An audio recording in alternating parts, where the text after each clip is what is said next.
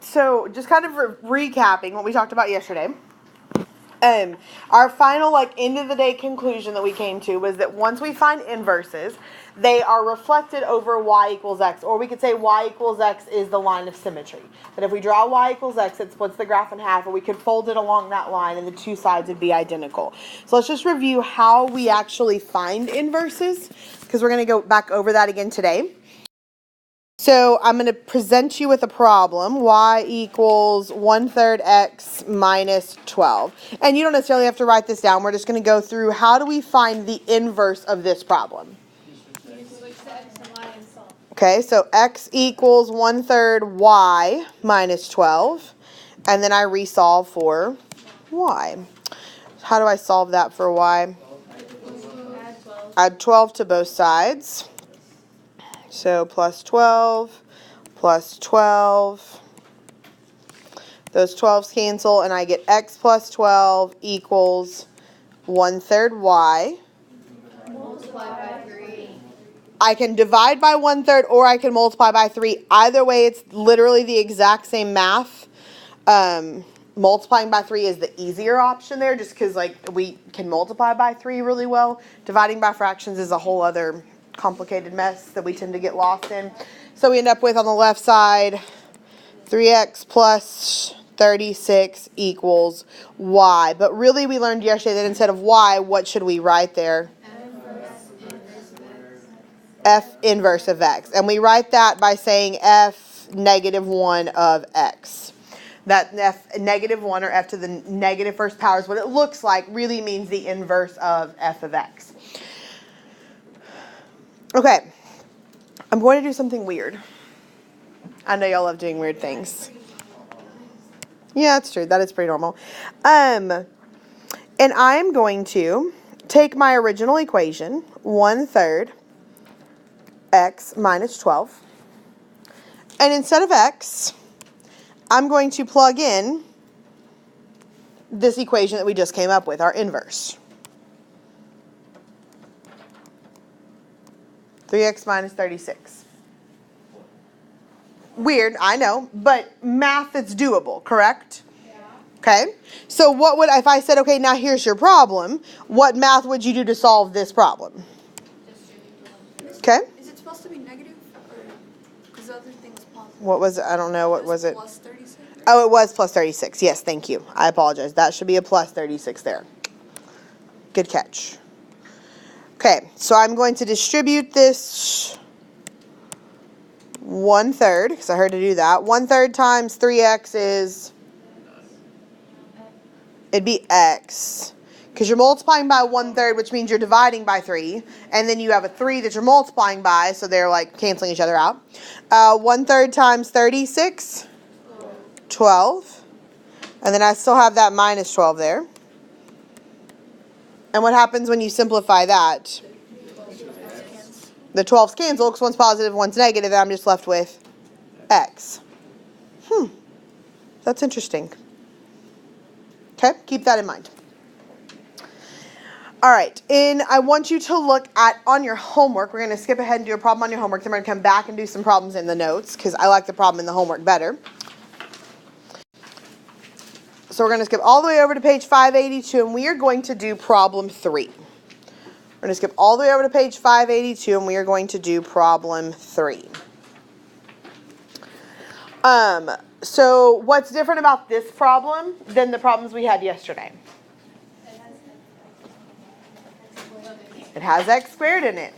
Do you think the fact that it has x squared in it changes the process that we do for finding the inverse? No. Nope. So instead of f of x, though, I'm actually just going to write y equals, I'm going to change this to y equals x squared plus 10. That just looks better. Y equals x squared plus 10. And then to find the inverse, what's the first thing I do? I switch x and y before I do anything else. So x equals y squared plus 10. And now I'm going to resolve for y. So if I'm going to resolve for y, what do I do? Subtract 10 from both sides. So x minus 10 equals y squared. How do I get rid of a square? Yes, because squaring and square rooting are inverses of each other. They are, they undo one another. They're like opposite operations. Just like addition and subtraction are going to undo each other, squaring and square rooting are going to undo each other. So I'm going to square root both sides. So square root. And I can't take the square root of x minus 10. And on the left side, sorry, the right side, when I square root y squared, what happens? Those cancel out and it just becomes y. But really, what should I write instead of y? F inverse of x. So F inverse of x equals the square root of x minus 10.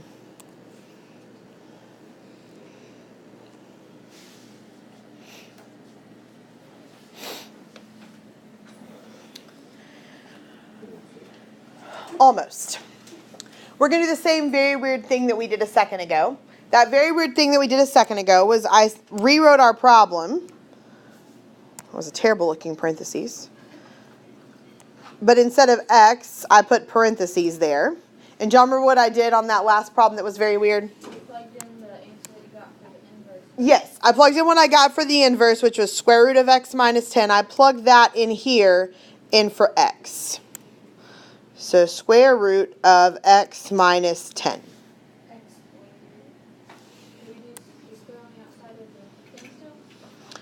So we have the square root of x minus 10 squared plus 10.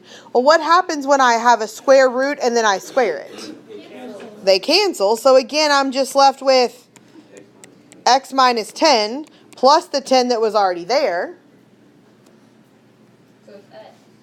So I'm just, because these minus 10 and the plus 10 cancel each other out, I'm just left with x. What was I left with on the last problem that I did this on? X. That should always be true. So this is called composition of functions. And I'm going to show you how we write this. And this notation, you're all going to be like, what? But bear with me.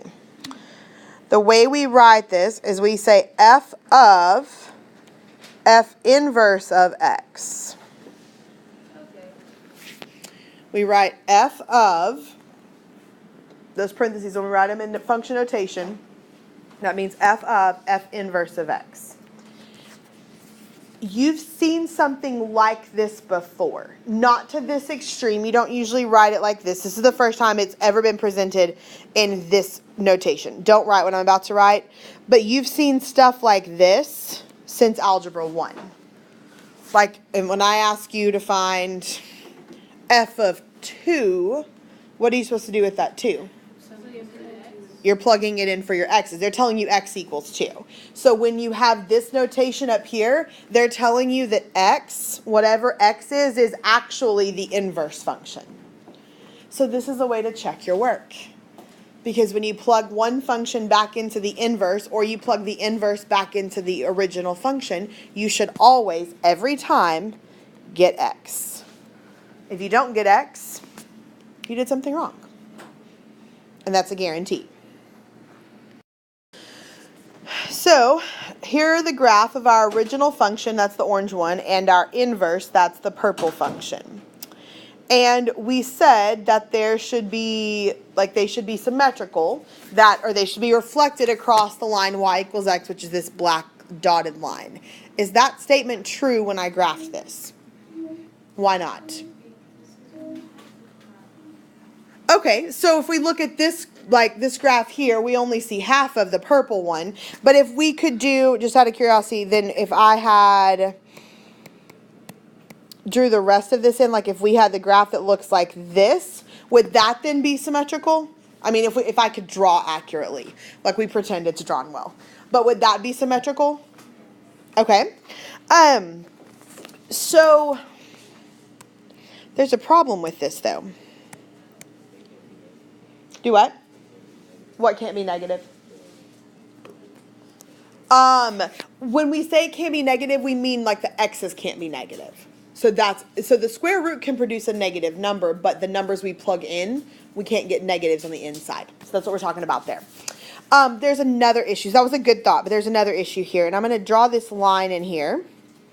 And hopefully this will trigger something that we talked about yesterday. What's wrong with this if we draw a vertical line? It fails the vertical line test, which means that this part here, if it fails the vertical line test, then this purple graph is what? Not a function. We can't graph stuff that's not functions. Like the only thing that you learn about that's not functions is circles. And at some point you learn about hyperbolas and ellipses. And those are the only things we graph. They're called conic sections. That's the only things that we graph that are not functions. Everything else we ever deal with in Algebra 2 and all the way on to calculus is always functions. It has to be functions in order for things to work. So really this graph that we had on here the first time, just that the original purple part, that part has to be right.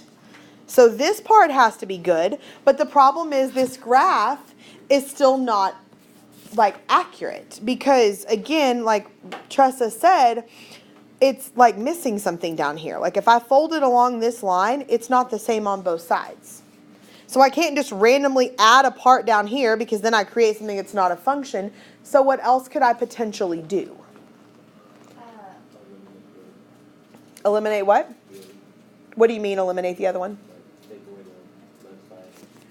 Okay, so if this half of the graph wasn't actually there, like if that part didn't exist, would it be like symmetrical? Would that line split it in half? Okay. So tell me what you know about those numbers.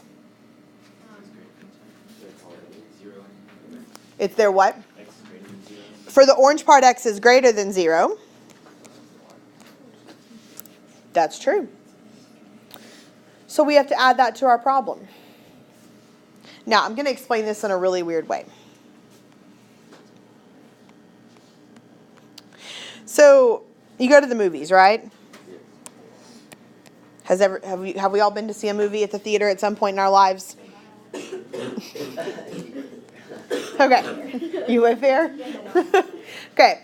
When you go watch these movies, one of the things they show right before the movie, they show previews, they show all this stuff. They also show like the warnings, like you can't have piracy, like all that stuff. There is nothing, like you don't even pay attention to that stuff. Like you maybe read it the first time you ever saw it and then you're like, whatever. But you know it's there and the movie theater has to play it in order to actually show the movie. That's kind of the same idea with this information right here. What this is called when we write this is we're restricting the domain.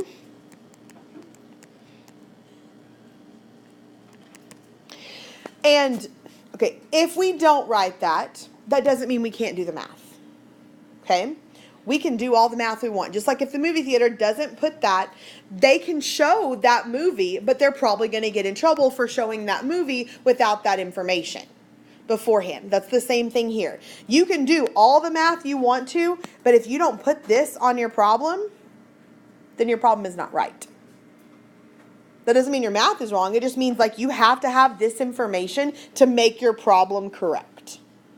So you're going to have to add that to every problem. And if you don't add it to every problem, your problem is wrong. Again, this doesn't stop you from, we did all the math, didn't we? Before we ever talked about this. But without this information here, my problem is not accurate. That's the only thing. Without this information, my problem is not correct. And again, the reason we have to add that in, that our domain is restricted to x's that are greater than 0,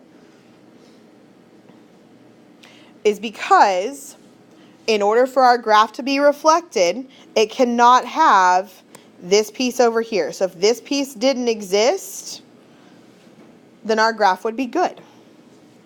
So we just have to limit our graph. We're just saying, okay, we're only going to look at this part of it, and then it's accurate. Then our reflection is true. So your homework 1 through 17 is due on Thursday. Okay, so on page, what did I say, 574? Okay, I've already graphed this function y equals 3x squared. So just looking at it, are we going to be able to find the yes, we can do the math, but if we were to find the inverse, would we have a problem? Why? Do what? Do that. Okay, because on my inverse, my x's would repeat. So let's talk about how we can know from looking at a graph that we're going to have to restrict our domain. So think about, you told me, and if I were to reflect this, like purely reflect it over the line y equals x, here's the line y equals x, and if I were to reflect that, it would look something like this. Oops.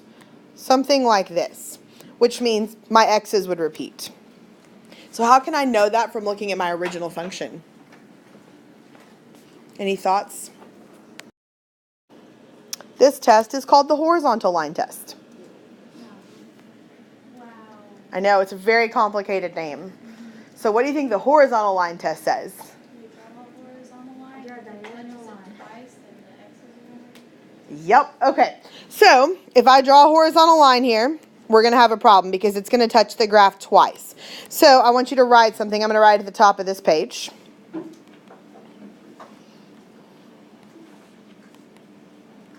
Okay. We are going to write, in order to find the inverse,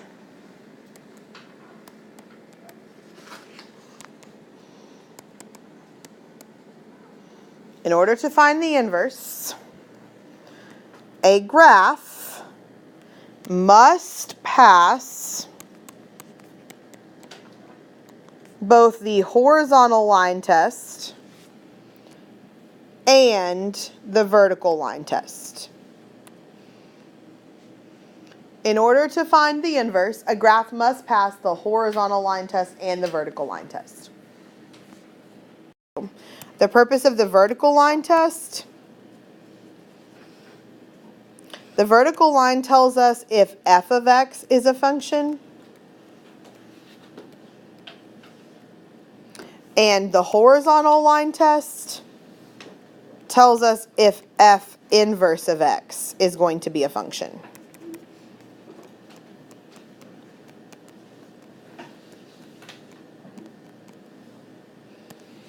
That's the purpose of them. The vertical line test says, hey, the original one's a function. The horizontal line test says, hey, the inverse is going to be a function. And we need both of those to work out to be true. Otherwise, we have problems because we don't know how to do anything without it being a function. Because we get all kinds of weird stuff, and it just makes our life complicated. Yes, ma'am? Oh, sorry. Good. You're If good. they pass the test, or to pass the test, they just can't touch more than once or something. Yeah, they can't touch more than once. So like I can't draw a horizontal line and touch the graph twice. I can't draw a vertical line and it touch the graph twice. Anytime that happens, I have a problem. Okay, so back to our problem at hand, which was f of x equals 3x squared, which we already graphed, and we said that it was going to look like this. Is that going to pass the horizontal line test? No. Nope, so that means we must restrict our domain. So I'm just writing this out so you like understand what I'm doing. I'm going to write that it fails the horizontal line test, so we must restrict our domain. And what do we say about our domain? Our x's have to be what? We wrote this a second ago. Greater than or equal to 0. Now, does not writing that stop me from doing this problem? No, it just means my problem's not right if I don't have that information. So now I get to actually do the inverse. I get to do the math. That's y'all's favorite part, isn't it? No? Okay. So I've rewritten it instead of f of x, y equals 3x squared. If I want to find the inverse, what do? Okay, and then? Okay.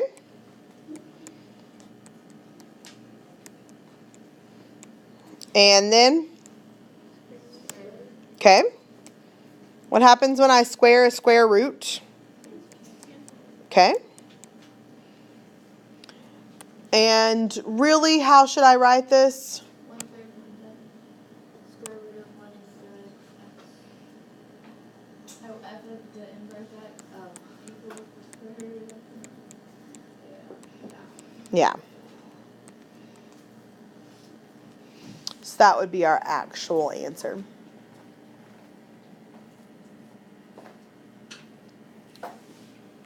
How can I verify that? Okay, I have two options. Option 1, Tressa, what'd you say? You can graph it, because when you graph it, what should happen? You should be flipped over that line y equals x. Option 2, what can I do? plug it back in. And when I plug it back in, what should I get out? Yep.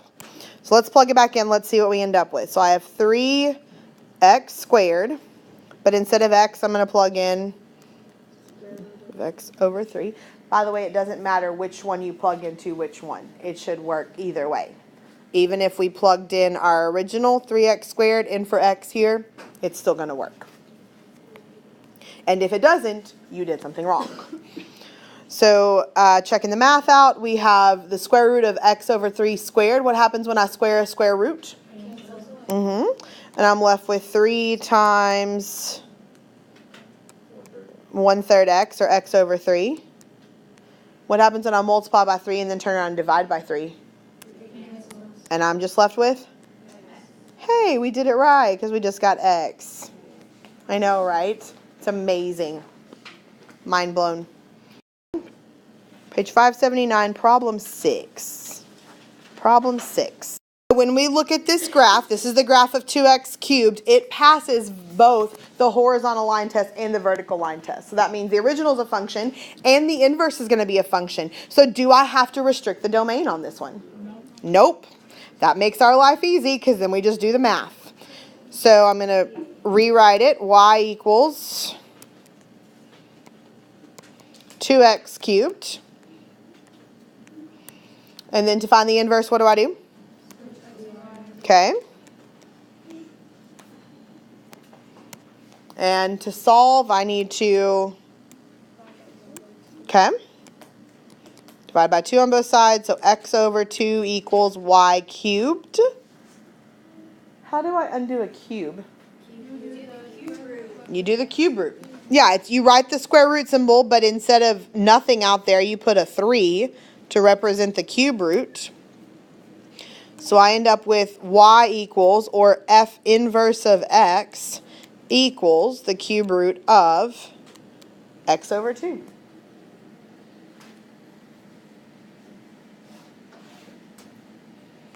How could I verify that? Plug it back in and see what happens, or I can graph it.